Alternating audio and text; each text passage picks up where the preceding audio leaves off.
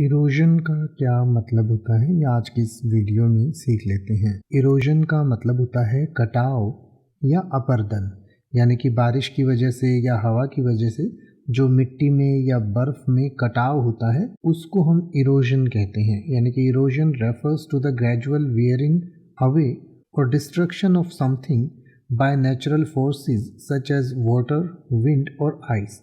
यानी कि किसी भी प्राकृतिक कारण से किसी भी चीज़ का जो विनाश होता है या किसी चीज़ में कटाव होता है तो उसको इरोजन कहा जाता है। It involves the process of soil, rock and other materials being loosened, transported और deposited elsewhere due to the action of these forces. यानी कि इन फोर्सेस की वजह से, यानी जो ऊपर हमने फोर्सेस बताए, पानी की वजह से, हवा की वजह से या और प्राकृतिक जो कोई भी दबाव होते हैं या फोर्सेस होते हैं उनकी वजह से किसी भी चीज़ का ढीला हो जाना, चट्टानों का टूटना, मिट्टी का कटाव, तो ये सब चीज़ें जो होती हैं इनको इरोजन कहा जाता है। जैसे कि अगर आप ये कहना चाहें कि भारी बारिश से मिट्टी के कटाव के कारण खेती के लिए उपजाऊ भूमि नष्ट हो गई, तो आप कह सकते हैं soil erosion from heavy rain led to loss of fertile land for farming.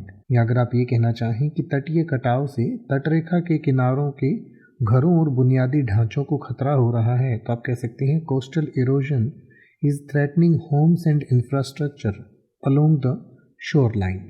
अब आप ऐसे ही किसी भी वर्ड का मतलब हिंदी और इंग्लिश में YouTube पर सर्च कर सकते हैं। आपको मेरी वीडियो मिल जाएगी जिसमें आप बिना किसी फालतू बकवास के सीधा उस वर्ड का मतलब समझ पाएंगे। तो ऐसी ही वीडियोस को देखते रहने के लिए चैनल को सब्सक्राइब करें और बेल आइकन को प्रेस करें।